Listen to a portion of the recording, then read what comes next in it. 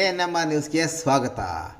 Tomato plastic crate ಕಳ್ಳರಿಬ್ಬರ ಬಂಧನ, 10 ಲಕ್ಷ ರುಗಳ ಬೆಲೆ ಬಾಳುವ ಕ್ರೇಟ್ಗಳು ವಶ.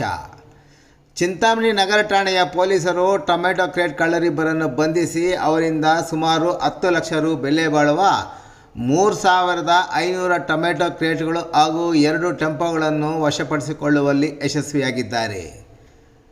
ಬಂಧಿತ ಆರೋಪಿಗಳನ್ನು ತಾಲೂಕಿನ ಗಾಜರಹಳ್ಳಿ ಗ್ರಾಮದ ಚಾಲಕನಾಗಿ ಕೆಲಸ ನಿರ್ವಹಿಸುವ 30 ವರ್ಷದ ವಿಜಯಕುಮಾರ್ ಮತ್ತು ಅಂಬಾಜಿದುರ್ಗ ಹೋಬಳಿ ಮಹಮ್ಮದ್ಪುರದ ಗ್ರಾಮದ ನಿವಾಸಿ 22 ವರ್ಷದ ಹರೀಶ್ ಎಂದು ಗುರುತಿಸಲಾಗಿದೆ.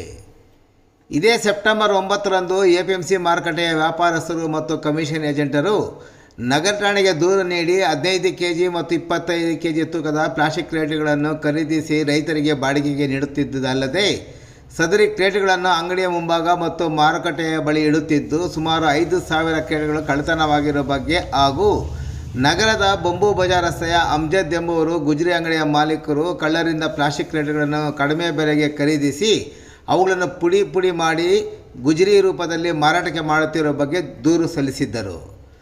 ಸದರಿ ದೂರಿನ ಮೇಲೆ ಎಸ್ಪಿ ಮಿಥುನ್ ಕುಮಾರ್ ಮತ್ತು ಚಿಂತಾಮಣಿ ಉಪವಿಭಾಗದ ಡಿವೈಎಸ್ಪಿ ಲಕ್ಷ್ಮೀರವರ ಮಾರ್ಗದರ್ಶನದಲ್ಲಿ ನಗರ ಠಾಣೆಯ ಪೊಲೀಸ್ ಇನ್ಸ್ಪೆಕ್ಟರ್ ರಂಗಶಾಮಯ್ಯ ಮತ್ತು ತಂಡ ಆರೋಪಿಗಳಿಬ್ಬರನ್ನು ಬಂಧಿಸಿ ಅವರು ನೀಡಿದ ಮಾಹಿತಿಯ ಮೇಲೆ ವಿವಿಧೆಡೆ ಅಡಗಿಸಿಟ್ಟಿದ್ದ ಸುಮಾರು 10 ಲಕ್ಷ ರು ಬೆಲೆ ಬಾಳುವ 3500 ಟೊಮೆಟೊ ಕ್ರೇಟ್ಗಳು ಹಾಗೂ ಟೊಮೆಟೊ ಕ್ರೇಟ್ಗಳನ್ನು ಕಳ್ಳತನ ಮಾಡಿ ಸಾಗಿಸಲು ಬಳಸಿಕೊಂಡಿದ್ದ 2 ಟೆಂಪೋಗಳನ್ನು ಸಹ ವಶಪಡಿಸಿಕೊಳ್ಳುವಲ್ಲಿ ಯಶಸ್ವಿಯಾಗಿದ್ದಾರೆ.